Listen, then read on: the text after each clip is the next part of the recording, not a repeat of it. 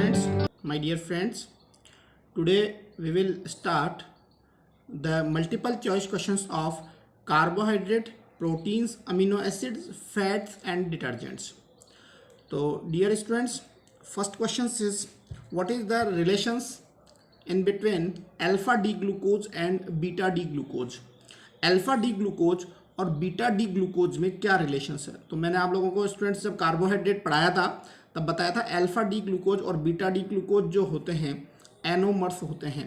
Anomers क्या होते हैं कि जब ग्लूकोज के कार्बोनाइल कार्बन और फिफ्थ वाले कार्बन के बीच में जो बॉन्डिंग हो जाती है, साइक्लिक बॉन्डिंग होती है, तो उससे यदि H लेफ्ट साइड और OH राइट साइड होता है तो उसको अल्फा डी ग्लूकोज कहते हैं, और OH यदि लेफ्ट साइड और H राइट साइड होता है तो बीटा डी ग्लूकोज कहते हैं। तो ये एनोमरिक कार्बन की वजह से फॉर्म होते हैं, तो दोनों का ये रिलेशंस क्या कहलाता है, जो है एनोमर कहलाता है, क्योंकि ये एनोमरिक कार्बन से फॉर्म होते हैं।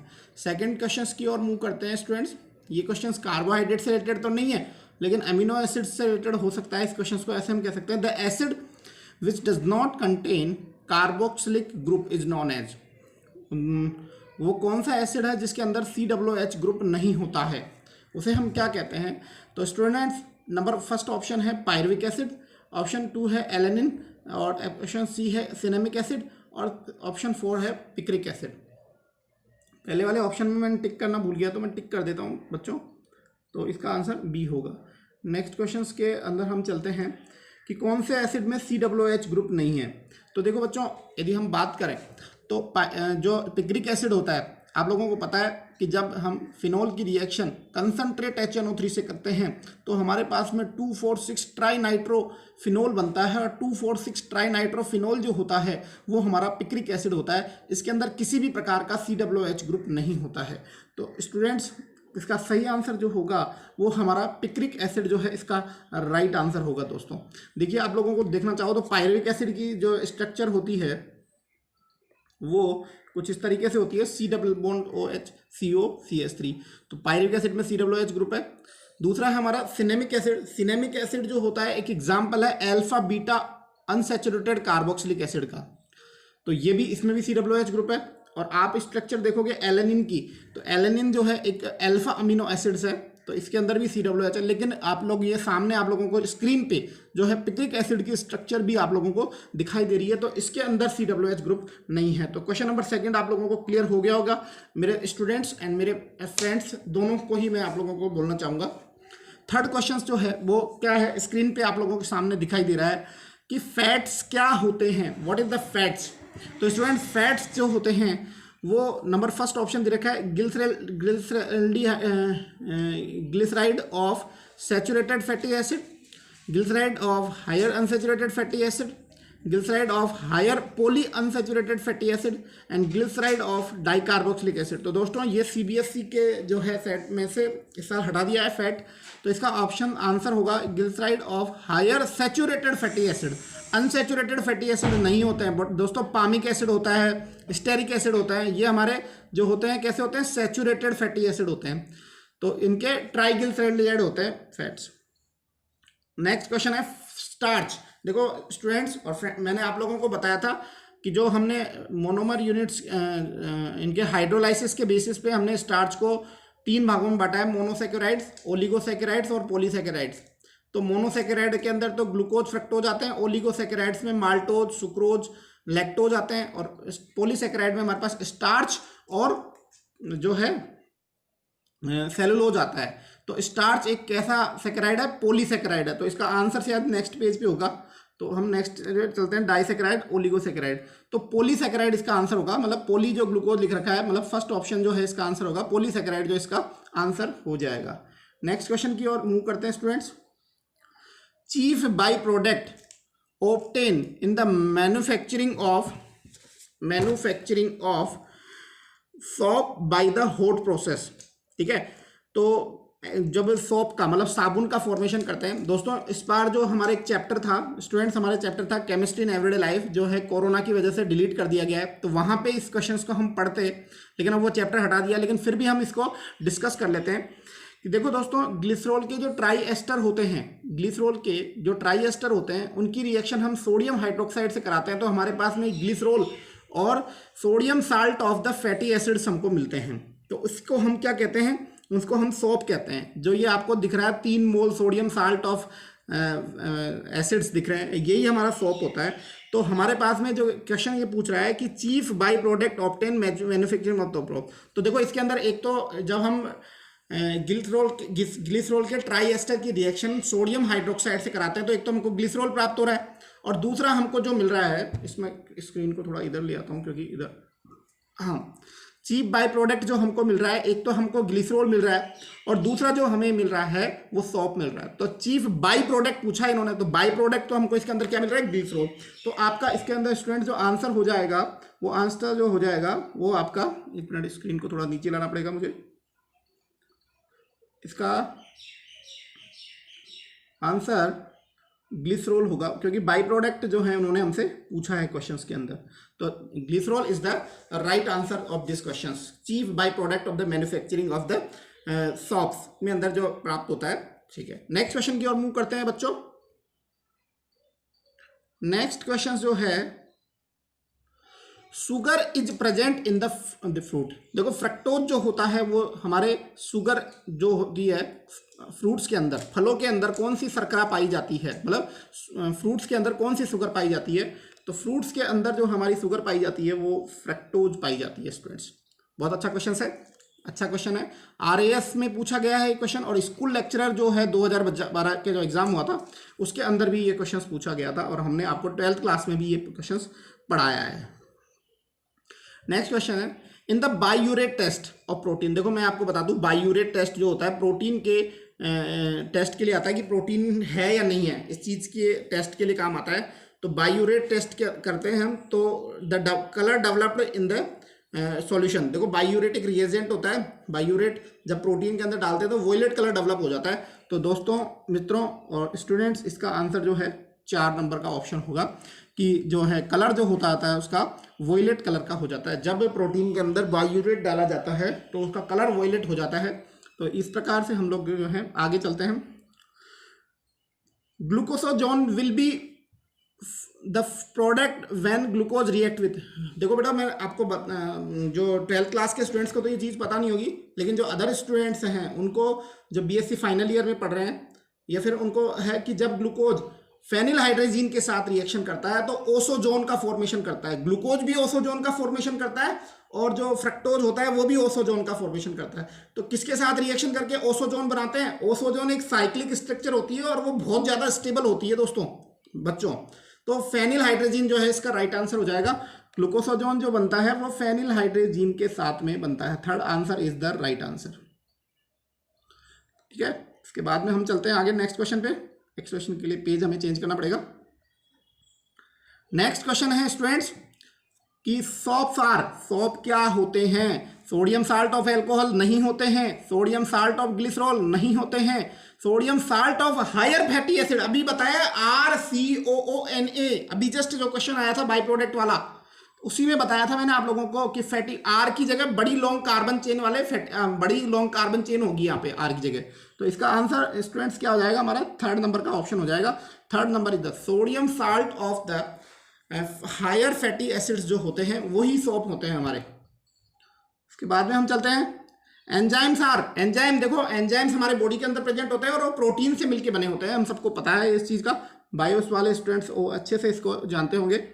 नेक्स्ट क्वेश्चन की ओर चलते हैं। Out of the following reaction the enzyme diastase act as. Enzyme diastase का क्या काम होता है? देखो मैं आप लोगों को बता देता हूँ स्टूडेंट्स कि आप लोगों ने क्या है कि आपके साल 12th क्लास में starch, cellulose, sucrose, maltose, lactose मतलब ओलिगोसैकेराइड और पॉलीसैकेराइड हटा देते हैं। लेकिन मैं आपको बताता हूँ कि डायस्टेज जो होती है वो क्या करती है। इसके अंदर जो फोर्थ ऑप्शन है वो सही है, लेकिन फोर्थ ऑप्शन में जो है गलत किया हुआ है। C12H22 है यहाँ पे, सॉरी C6H12O6 है यहाँ पे, तो इसको ग्लूकोज कर लीजिए। एक्चुअली स्टार्च जो होता है अल्फा डी ग्लूकोज का क्या होता है?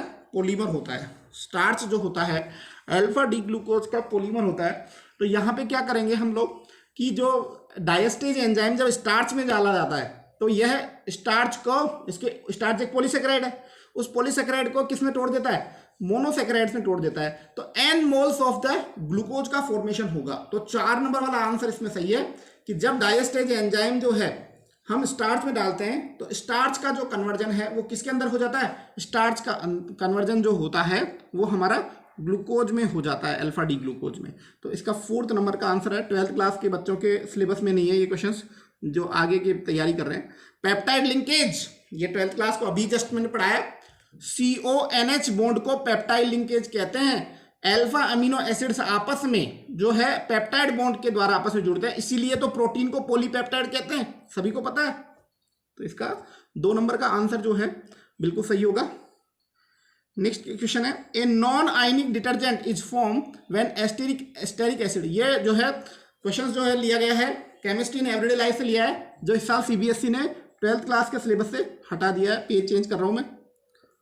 तो इसके अंदर 4 ऑप्शन दिए हुए हैं कि क्वेश्चन में एक बार रिपीट कर देता हूं। इसके अंदर a non ionic detergent is form when asterisk acid react with.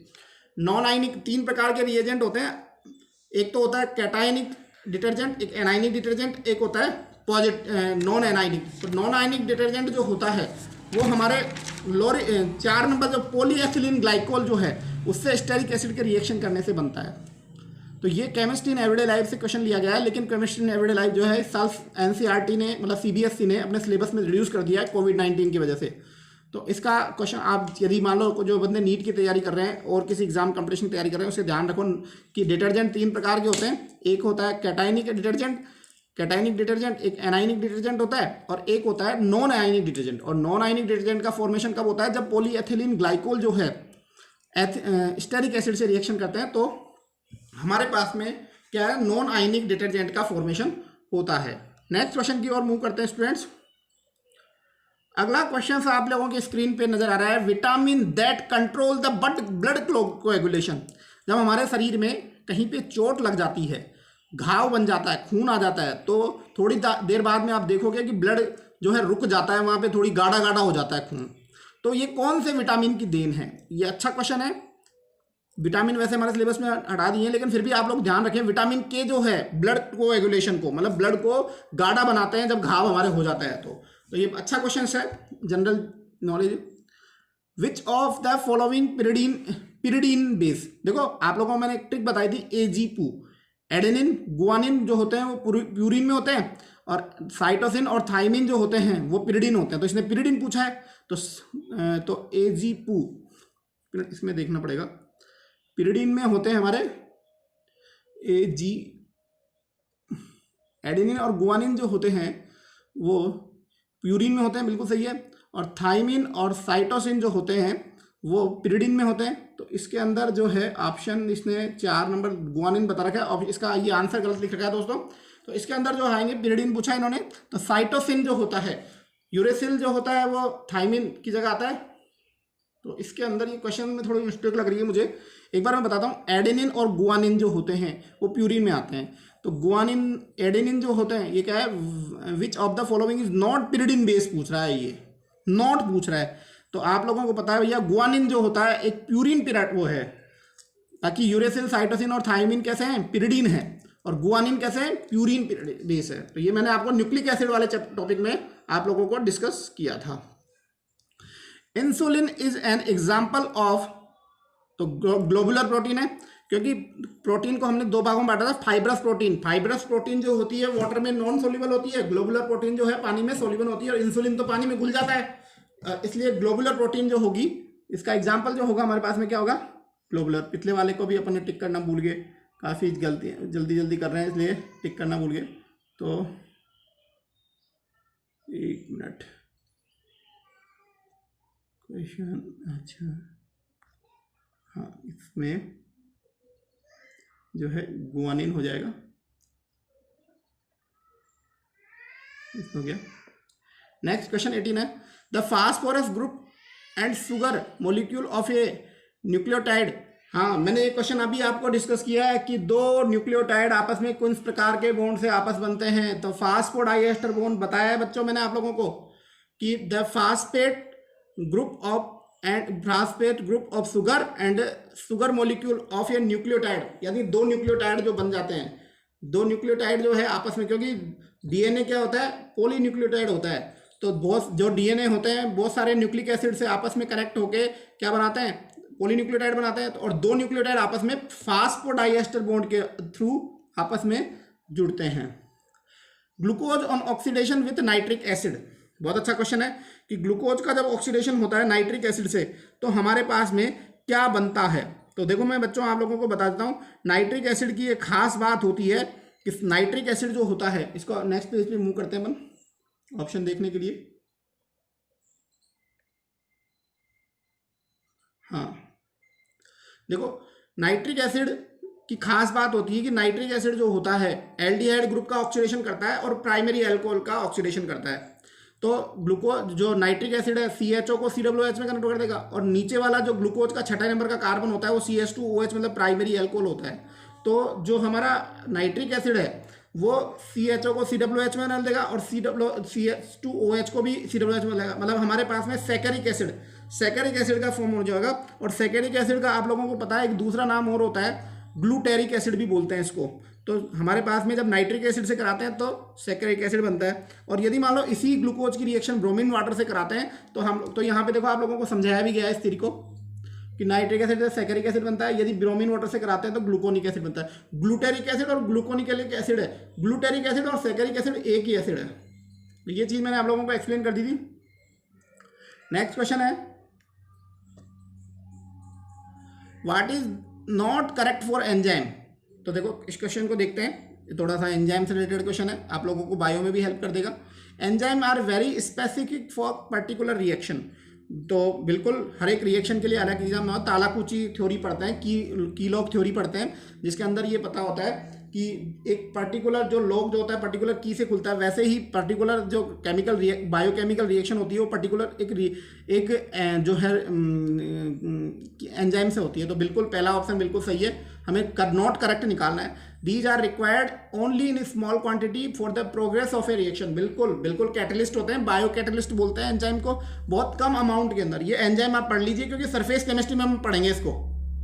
तो these are required only very small quantity for the progress of the reaction, बिल्कुल सही है, क्योंकि बहुत स्मॉल क्वांटिटी में कैटलिस्ट होते हैं, बहुत स्मॉल क्वांटिटी में यूज होते हैं और कंप्लीट कर देते हैं रिएक्शन को।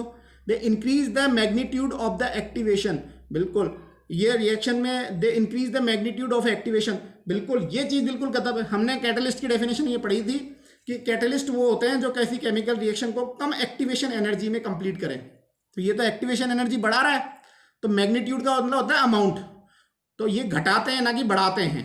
तो ये तीसरा ऑप्शन जो है इसका गलत होगा बच्चों। तो ऑप्शन 3 जो है इसका सही है। Almost all enzymes are the globular protein, बिल्कुल सभी प्रकार के प्रोटीन जो होते हैं वो ग्लोबुलर प्रोटीन होते हैं, और ग्लोबुलर प्रोटीन जो होती है पानी में घुल जाती है, फाइब्रस प्रोटीन नहीं घुलती है। नाखून, बालों में नेल्स वगैरह जो होते हैं ये कैसी होती है, फाइब्रस प्रोटीन होती है। They are not dissolve in the water, पानी में नहीं डुलती है वो। जबकि जो हमारी ग्लोबुलर प्रोटीन होती है वो सोल्यूबल होती है। इंसुलिन, ऑल एंजाइम्स सभी के सभी कैसे होते हैं, ग्लोबुलर प्रोटीन होते हैं। नेक्स्ट क्वेश्चन की ओर मूव करते हैं स्टूडेंट्स।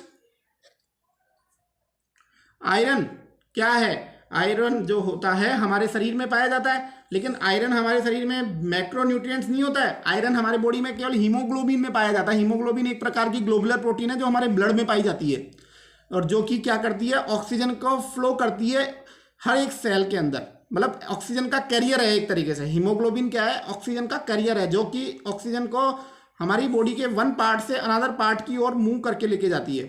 तो माइक्रो न्यूट्रिएंट्स है, मतलब बहुत कम अमाउंट में हमारे को आयरन की आवश्यकता होती है, इसलिए इसको माइक्रो न्यूट्रिएंट कहते हैं। बिल्कुल अच्छा क्वेश्चन सही है। तो फोर्थ आंसर जो है इसका राइट होगा। नेक्स्ट क्वेश्चन की ओर चलते हैं 22 की ओर। The only 5C organic acid form as a intermediate of Krebs cycle. तो ये बायो से क्वेश्चन आ गया, क्रेब्स साइकिल जो है आ गया। इसका आंसर जो होगा वो अल्फा कीटोग्लूटरिक एसिड होगा। इसको छोड़ दीजिए क्योंकि अपने केमिस्ट्री से रिलेटेड नहीं है ये, तो फिर भी हम लोग आंसर तो बता ही देते हैं। नेक्स्ट पेज की तरफ चलते हैं, 6 नंबर की पेज पे। ये भी बायो का क्वेश्चन है। The coenzyme of the enzyme dehydrogenase is. तो ये NADP, NAFAD आप लोगों ने पढ़े होंगे क्रेब्स साइकिल और ग्लाइकोलाइसिस प्रोसेस में बायोलॉजी के स्टूडेंट्स ने, तो वहाँ पे ये काम आते हैं। ठीक है, तो ये भी हमारे केमिस्ट्री से रिलेटेड कम है, तो इसको छोड़ देते हैं। तो लेकिन आंसर तो टिक कर ही देते हैं क्योंकि बायो में काम आ जाएगा या नहीं। तो enzyme lyases are less. Lyases का मतलब होता है तोड़ने वाला। तो देखो hydrolysis of the complex molecule, बड़े मोलिक्यूल को छोटे मोलिक्यूल में तोड़ना हाइड्रोलाइसिस पानी के द्वारा, तो वो लाइगेज एंजाइम के थ्रू पॉसिबल होता है। Addition of the molecule for to the double bond, ये भी बिल्कुल सब है, डबल बॉन्ड पे मोलिक्यूल को जोड़ने का काम भी करता है। Elimination of the group to create double bond, तो elimination of the group to the create double bond, मतलब दो बॉन्ड को तोड़ के डबल बॉन्ड बनाने का काम करता है। तो इसके अंदर 2 और 3 सही है, हाइड्रोलाइसिस नहीं होता है लाइगेज के एंजाइम में। तो ऑप्शन नंबर 4 जो है इसका राइट आंसर होगा, कि जिसके अंदर addition of molecule to double bond और एलिमिनेशन ऑफ द, तो ये लाइगेज के प्रेजेंस में होता है। मतलब एडिशन और एलिमिनेशन रिएक्शन जो होती है वो लाइगेज एंजाइम की प्रेजेंस में होती है। तो ये इसको आप लोग इस प्रकार से समझ लेना कि एडिशन रिएक्शन और एलिमिनेशन रिएक्शन जो होती है क्या शरीर के अंदर, वो लाइगेज एंजाइम की प्रेजेंस में होती है। All lipid upon hydrolysis yield monocarboxylic acid, dicarboxylic acid, tricarboxylic acid. तो सभी लिपिड का जब हम हाइड्रोलाइसिस कराते हैं, लिपिड यानी फैट्स का, तो मोनोकार्बोक्सिलिक एसिड मिलता है हमको। तो इसका आंसर ये हो जाएगा, which of the following is essential element. मैंने आप लोगों को ट्रिक बताई है, टीवी मिल पाथ, तो इसने नोट पूछा है। तो देखो वैलिन होता है, ल्यूसिन होता है, आइसोल्यूसिन होता है, एलेनिन जो होता है नॉन एसेंशियल है। तो इसका आंसर जो हो जाएगा स्टूडेंट्स 3 हो जाएगा। टीवी मिल पाथ की ट्रिक बता रखी है आप लोगों को मैंने। तो इसके बाद में नेक्स्ट क्वेश्चन की ओर निकलते हैं अपन। तो ये लिस्ट दे रखी है आप लोगों को, एसेंशियल अमीनो एसिड्स कौन से होते हैं। तो टीवी मिल पाथ और ट्रिक मैंने बता दी, नॉन एसेंशियल को याद करने की जरूरत नहीं। तो ये नॉन एसेंशियल की लिस्ट आ गई हमारे पास में। Question number, glucose and fructose are the following, both है फ्यूरेनोज स्ट्रक्चर, गलत बात है। ग्लूकोज की पायरेनोज स्ट्रक्चर होती है और फ्रक्टोज की फ्यूरेनोज स्ट्रक्चर होती है, बोथ है पायरेनोज, ये भी गलत है। ग्लूकोज है पायरेनोज स्ट्रक्चर एंड फ्रक्टोज है फ्लूइड। तो 3rd नंबर का आंसर इसके अंदर स्टूडेंट सही है। तो क्योंकि ग्लूकोज की कैसी स्ट्रक्चर होती है, पायरेनोज, और फ्रक्टोज की फ्यूरेनोज स्ट्रक्चर होती है। तो क्वेश्चन नंबर इसका जो है 3rd नंबर का आंसर इसका सही हो जाएगा। नेक्स्ट क्वेश्चन 28 पे चलते हैं। ट्रू वैक्स, वैक्स यानी होता है मोम। मोम क्या होते हैं, तो मोम लिपिड होते हैं स्टूडेंट्स। तो ये आपका एक्स्ट्रा क्वेश्चन हो गया, ये आप देख लेना एक बार थोड़ा सा। 29, element use to cell wall bones and some cell. Element ऐसा कौन सा है जो सेल वॉल में होता है, बोन में होता है और कुछ शेल में होता है। तो कैल्शियम होता है दोस्तों। तो इसका आंसर जो हो जाएगा हमारा कैल्शियम 2। तो दोस्तों आप लोगों को ये वीडियो कैसा लगा कमेंट से बस कीजिए, कुछ इंप्रूवमेंट हो तो सजेशंस दीजिए। और तीसरी इंपॉर्टेंट बात, यदि कुछ नया क्वेश्चन है, कुछ नहीं आ रहा है, तो आप मुझे वो क्वेश्चन आप सेंड कर दीजिए मेरे पर्सनल नंबर पे। थैंक यू दोस्तों, धन्यवाद आपका बहुत बहुत।